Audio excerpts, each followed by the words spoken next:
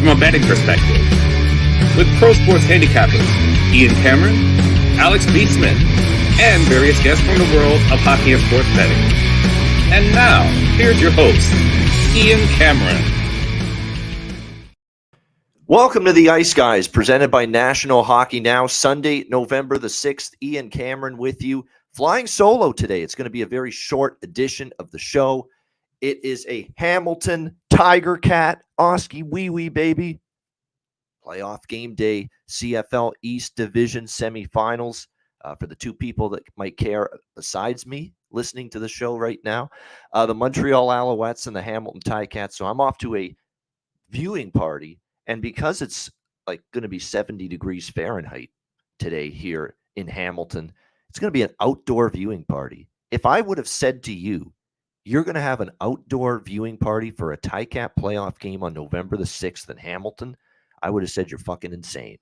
And yet here we are about to have an outdoor viewing party because the weather's so incredibly warm and gorgeous for early November. 70 degrees, that's insane for this time of year. So we're going to have a lot of fun with that. We're going to have the Ticat game on the big screen. We're going to have a bunch of other monitors so we can watch the NFL games as well, some NHL, because we do have 3 NHL games on tap for this Sunday, which we will get to in just a few moments.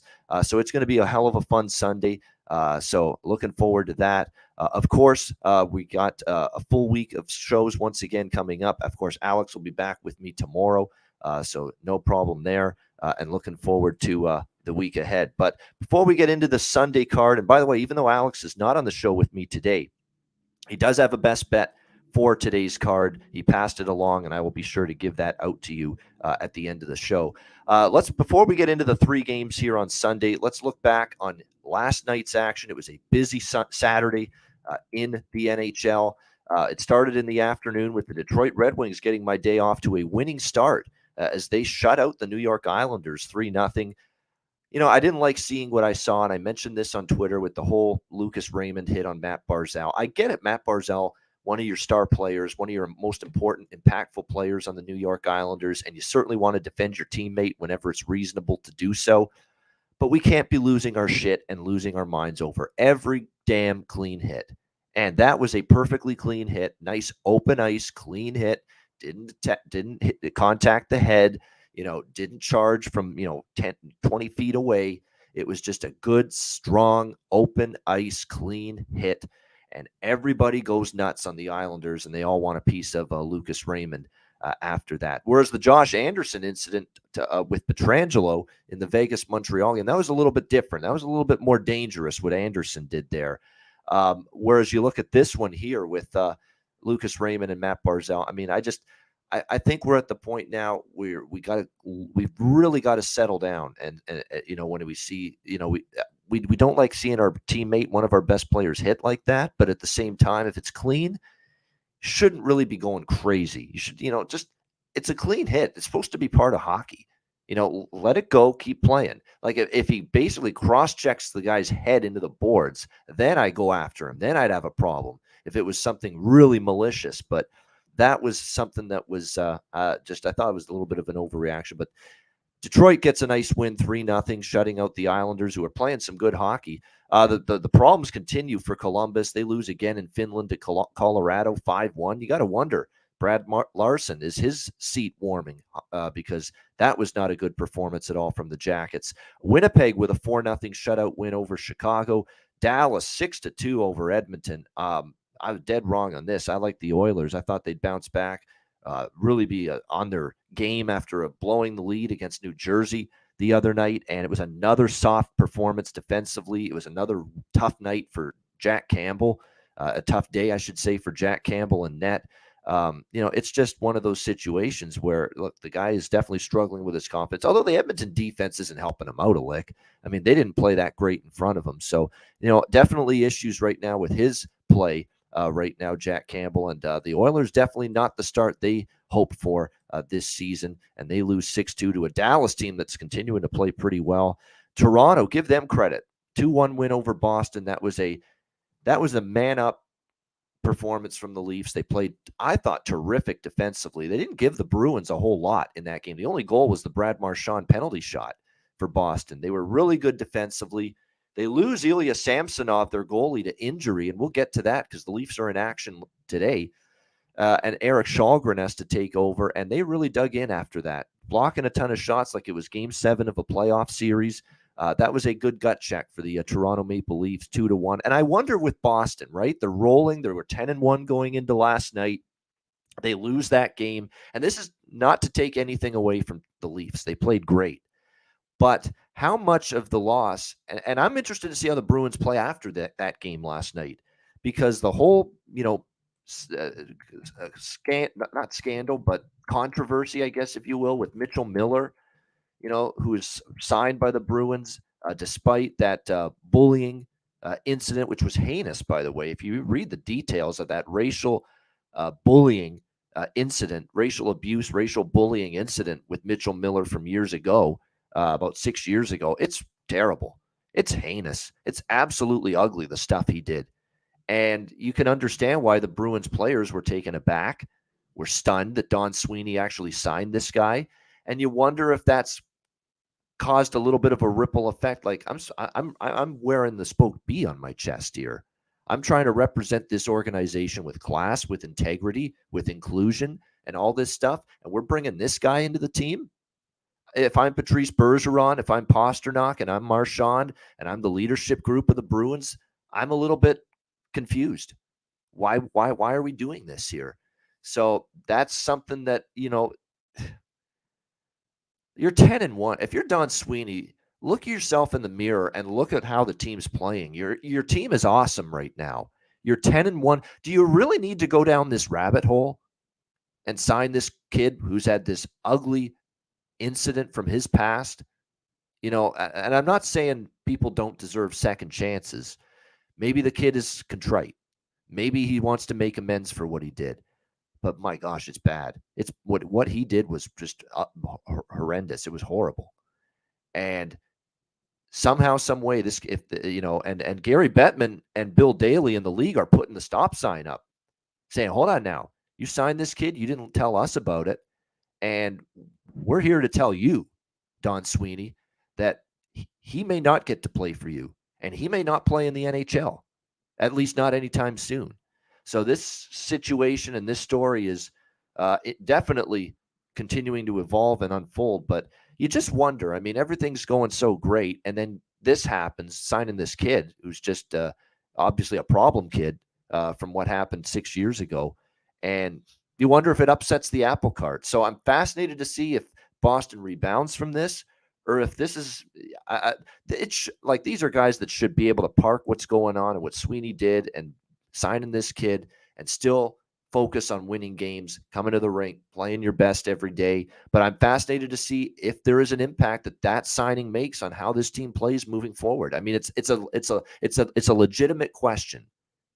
And I think it's something that, you have to consider. Like, is this going to maybe upset this just terrific start to the season for Boston? Something to look at moving forward. So, but they lose last night 2-1, give the Leafs a lot of credit. By the way, Samsonov injured day-to-day, and he won't be traveling with them to Carolina for the game on Sunday. So it'll be Eric Kallgren and net. We'll get to that game in our Sunday preview in just a bit. Another tough loss for Ottawa, 2-1 against Philadelphia. Very disappointing. Fire DJ chants in the crowd last night and on Twitter. I mean, Fire DJ was trending on Twitter. DJ Smith, the head coach of the Senators, an embattled head coach. And look, the Senators fans, and there's one, like DJ, I think he's from the Babcock tree. Babcock gave him his first coaching opportunity in the NHL. But there is one thing, and I don't think he's done a horrible job, but there are things this year that I can understand why the Sens fans are pissed with this guy. How is Nikita Zaitsev still getting the amount of minutes and ice time he's getting? He's not very good. All right. And he wasn't good enough to stick with a Leaf blue line that wasn't the greatest when he played there. Ottawa brings him in. He's playing way too much. Like, I don't care who you can get on the blue line. You've got to get someone else. This guy's a turnover machine. You can walk around him. He's not very good at defending, forwards one-on-one. It's just not good. I mean, and the fact that he keeps getting 17, 19 minutes, holy goodness, you make it sound like he's a Norris Trophy candidate with those ice time minutes. My goodness. I mean, and people are pissed off. He doesn't give you much of anything offensively. He's not very good defensively in his own end. What's he doing? What does he do to help you? And the Ottawa Senators fans are apparently livid right now in terms of what they are getting from Nikita Zaitsev and the fact that DJ Smith insists on playing this guy so much. And that's not the only issue they've got with the coach right now, but it's one of many. They say that he doesn't adjust in games, and it's right now you're seeing not a whole lot of adjustments. I agree with that. So the hot seat is really getting hot for DJ Smith because Ottawa was supposed to be better this year. Ottawa was supposed to be a team that could maybe make the playoffs this year, and they have not started out the way they hoped. 4-7, sitting 8th in the Atlantic Division, and the Atlantic Division is a fucking beast right now with how good this division is top to bottom. And for them to be dead last, bringing up the rear behind even the likes of Montreal and Detroit, that's a problem right now for the Ottawa Senators. So we'll see if they can turn things around, but not the start that anybody in Ottawa hoped for, without a doubt. Seattle 3-2 against another dreadful loss for Pittsburgh. 3-2 to the Seattle Kraken. Seattle's now beaten Pittsburgh twice in as many weeks. Just no confidence right now with the Penguins. And I was a benefactor of a plus 170 underdog winner with Seattle in that game. It was a very good underdog night for yours truly. I had Seattle at a big dog price. I had the Arizona Coyotes. Got to do the Coyote sound after that win last night. 3-2. They beat the Washington Capitals. Plus 250 underdog. The Arizona Coyotes roared back from a 2-0 deficit. How bad of a loss is that for the struggling Washington Capitals? Again, the offense is very, very dormant right now. If Ovechkin doesn't score, nobody does right now for the Washington Capitals. The defensive play, again, let him down in the third period. Darcy Kemper's been okay, but not great since joining the Capitals. He's finding out it's not the Avs blue line anymore in front of him. A lot of issues right now for the Washington Capitals, and they lose 3-2 to the Arizona Coyotes.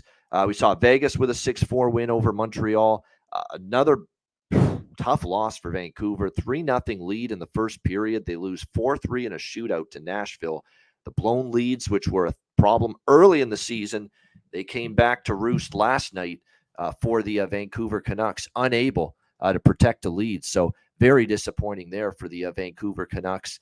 And then we also saw Anaheim with a comeback 5-4 win over San Jose. Our guy, Howdy Doody, as I said, James Reimer, what the hell was he doing on the tying goal? You got to get your oven mitts on that puck. I mean, you've got to get your glove on that puck and make sure you smother it and hold it for a face-off. For some reason, he put his glove on that puck. It squirted loose, and there's Adam Henrique with a wide-open net to tie the game. I mean, the goaltending has to be better from James Reimer there in that situation. And Anaheim comes back to beat San Jose 5-4. And Erik Karlsson finally does not score a goal in a game last night. The Kings roar back against Florida 5-4. Wild game. It just was an offensive explosion. And then New Jersey, what a win for them. 4-3 over Calgary. I know the Flames fans are panicking a little bit right now. They've now lost to Seattle. They blew a third period lead. They didn't show up against Nashville. They got down early. They got outshot, I think, 13-2 in the first period against Nashville. And now they lose to New Jersey. But this loss, I wouldn't be as angry or petrified over. You know, the other two losses concern me. This one, not so much. New Jersey looks like the real fucking deal. They really do. I mean, they skate fast. They generate a ton of quality chances offensively with that speed and that skill that they have littered throughout all four lines. They're not giving up a ton. They're not giving up anywhere close to the amount of defensive, the offensive chances and scoring chances that they did last year. And the goaltending from as long as Vitek Vanacek is in net, I think he's a capable goalie and better than Blackwood. So there's a lot to like with New Jersey during this current win streak that they are on. They just keep finding ways to win. That is now 6 wins in a row for the New Jersey Devils after that win. And that was another of my underdog winners. We had New Jersey, Arizona, and Seattle last night. 3 big underdog winners on the show yesterday. So very good. That's going to help the bank roll out anytime that happens, no question. So a great Saturday. We cashed a bunch of goal scorer props in the late night hours. Not so much early, but once the late games rolled around, man, we hit a bunch of them. Zetterlund, Wood for New Jersey. Kuzmenko again for Vancouver, Velarde, Kumpari for LA. It was a very good night in the late night hours with the goal scorer props. No question about that. So very good to see that. So that's the Saturday wrap up. Let's get to Sunday. Toronto Maple Leafs, Carolina Hurricanes. We've got Carolina minus 160, home favorite, 6.5 the total in this game. Back-to-back for the Leafs, a rested Carolina team after they beat Buffalo on Friday night. So definitely schedule advantage in Carolina's favor. Eric Shalgren in net after the injury to Ilya Samsonov yesterday. It'll probably be Frederik Andersen against for Carolina. Obviously, I would think Brind'Amour puts him in facing his former team, the Toronto Maple Leafs.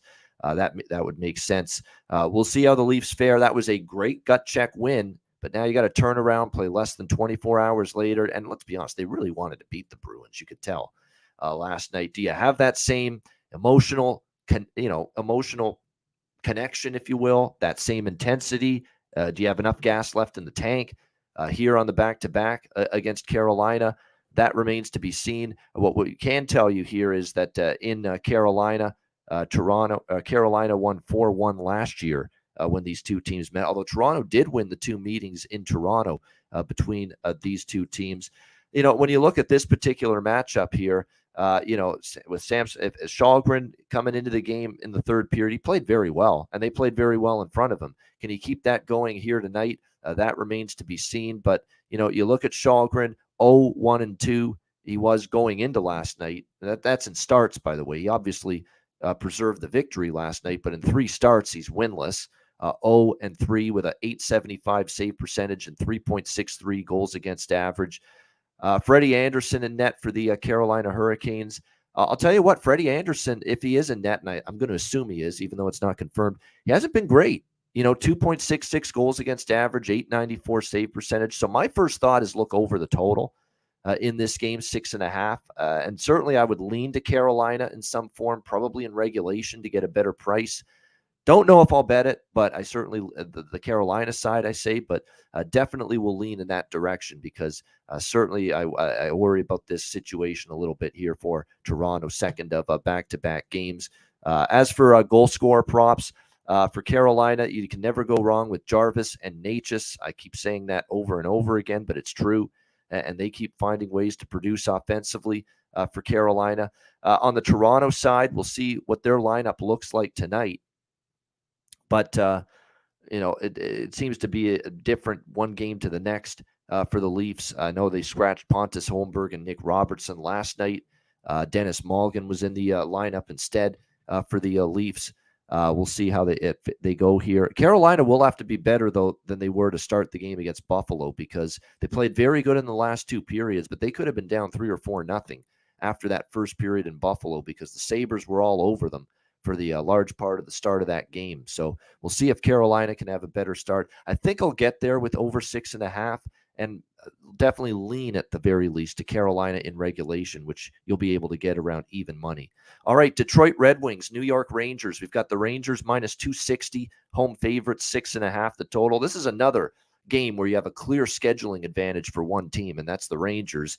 They are certainly rested here, whereas Detroit playing the second of back-to-backs. They had the matinee home game against the Islanders yesterday. It's also going to be their third game in 4 days here against the Rangers, and New York's been off since Thursday night when they had that 5-2 setback to the Boston Bruins. So we'll see how the Rangers bounce back here. That was not a good third period from the Rangers against Boston that night. They've been without Philip Hedl for the last 5 games, upper body injury that he suffered. It's someone they miss. I mean, he's more in the third line type of spot in the lineup, but they definitely miss him, and he's very good away from the puck as well.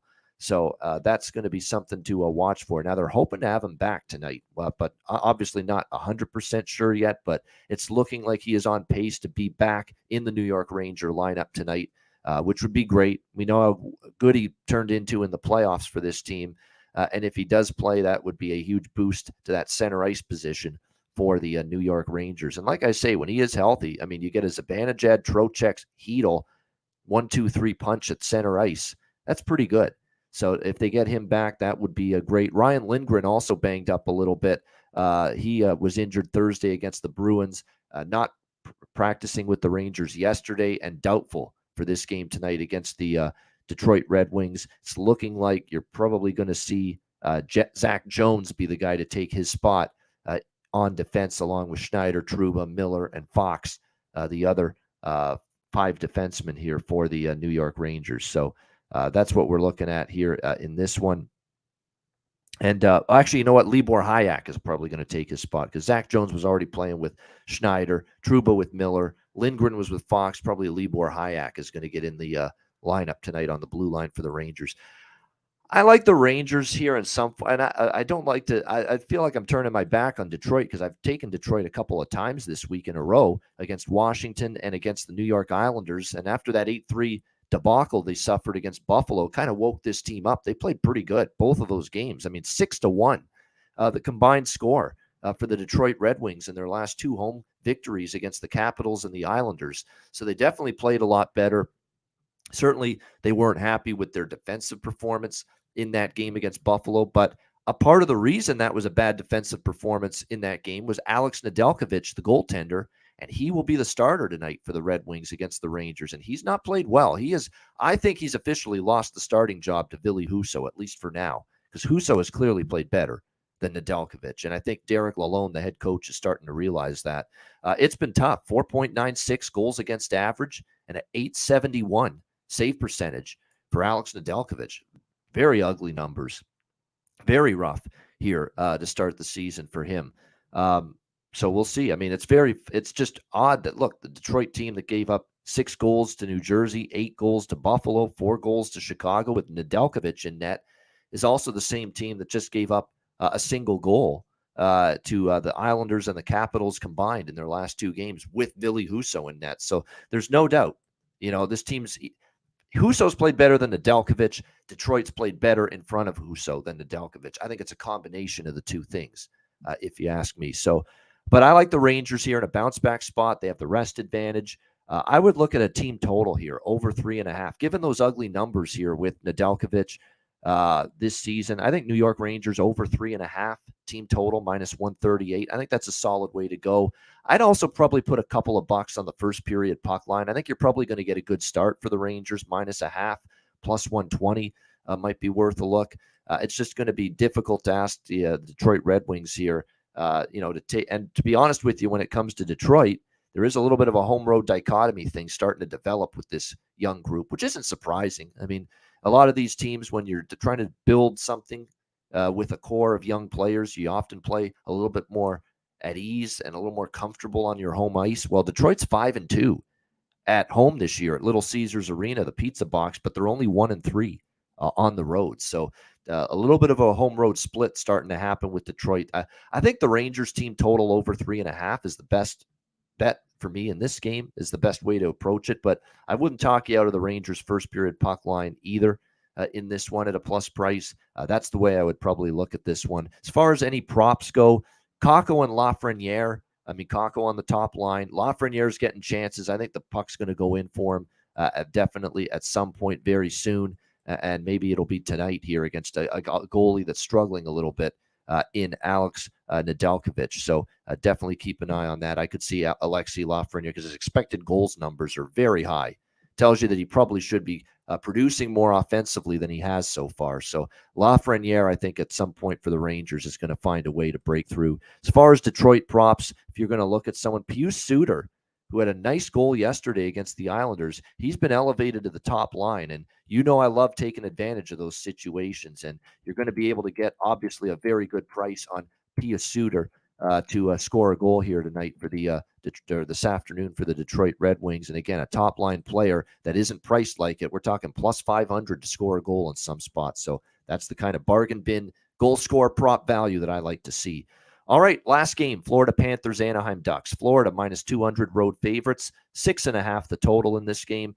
I'm probably going to look over the total again here. I mean, Anaheim, it's almost at the point now where you just take Anaheim over the total until they prove they can shut it down defensively, and they just can't. Now, they won last night, but it wasn't because their defense played great or the goaltending was great. It was mostly because they outscored San Jose, and they took advantage of some shoddy turnovers and goaltending from San Jose. This is still an Anaheim team that is a disaster in their own end. Another 4 goals allowed to San Jose in spite of the win last night. They allowed 8 to Vancouver, 5 to San Jose earlier this week, 3 to Toronto, 4 to Vegas, 4 to Tampa Bay, 5 to Detroit. You get the point. I mean, they're just giving up, it seems, 4 or 5 goals at least every night for the most part. And now they've gone over the total in 4 straight games. Florida's all of a sudden now started to go over the total. 4 of their last 5 games have gone over the total. And this is the end of the long road trip for them. You could see sloppy play. You could see turnovers. You could see a bunch of issues with them. That's usually what happens when you've been on the road a long time, like Florida's been, through Arizona, San Jose, LA, and now Anaheim tonight. And this is also going to be third road game in 4 nights for the Panthers. This is when mistakes defensively creep into your game. When you're a little bit mentally, you're not sharp mentally because you've been on the road for a while. Physically, you're worn down because of all the travel a little bit. And you could see that here. And Anaheim certainly has the offensive capabilities, even though they don't have the D capabilities right now. Max Comtois continues to be a guy to continue to back. He scored again last night for the Anaheim Ducks. He's been elevated up to the top line for this team. And it's, again, another situation where he's not being priced with his goal prop like a top-line player, plus 360 in some spots for him to score a goal. That's probably worth a look in this game tonight. I think it's probably the best player prop option here for the Anaheim Ducks, although you could consider Henrique, who scored again last night. He's starting to get it going, and you can get right around, you can even get as high, I believe, as plus 350 on Adam Henrique tonight. So, really good price there with him. Couple good Duck props there for goal scorer props. Maybe Mason McTavish too, who is someone that we expected offense from him. He finally gets on the one of his best games this season last night in the win against San Jose. 1 goal, 1 assist, 2 points. Maybe you buy low on Mason McTavish now that he finally saw the puck go in, and now the floodgates might open for him. He's plus 470 in some spots to score a goal tonight for Anaheim, the young Mason McTavish. So that might be worth a look. As far as Florida goes, it's frustrating with me because, look, I've mentioned E2 Cool Mint Lusterinen a bunch, and I didn't bet him last night, and sure enough, he scores a goal for the Florida Panthers. But even on that third line, he's getting a ton of chances for the Panthers. He might be worth a look. Colin White might be undervalued from a goal prop perspective. I don't know if Nick Cousins is going to score in this situation, but because he hasn't scored a goal yet this year, but he has been moved up to the the second line by Paul Maurice here for the Florida Panthers. So Nick Cousins with plus 600 in some spots to score a goal. Again, he's not necessarily an offensive dynamo, but he has been moved up to a top 6 forward role, and that's still the kind of advantageous situation we kind of want to look for when it comes to player props. So something to keep in mind. But for me, I'm just going to stick to the over here, 6.5 in this game. It's back-to-back for both teams, but it's especially a tough spot here for the Florida Panthers at the end of this lengthy road trip. They go home to face Kakalaki on Wednesday. They will play their first home game after this road trip against Carolina.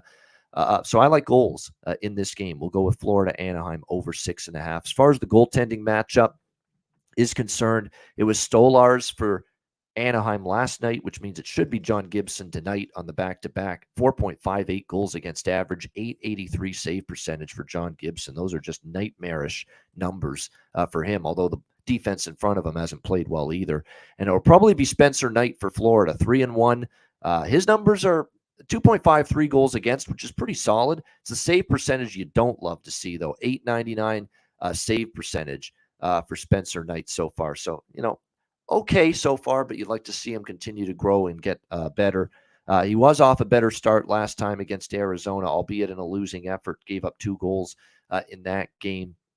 Again, though, Knight's going to probably have to be on top of his game because this is a tired Florida team. They've been traveling a bit. I could see them making some mistakes, coughing up the puck, breakdowns in defensive zone coverage, all of those things when you're weary and road weary at the end of a long road trip. So I like over 6.5 here, Florida and Anaheim. All right, that is your look at the Sunday card.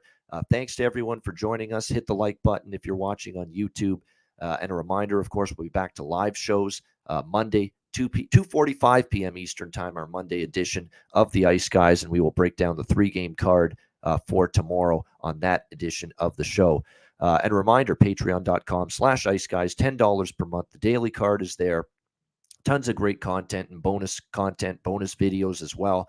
Patreon.com/Ice Guys, just $10 a month. All right, best bet to wrap up this edition of the Ice Guys.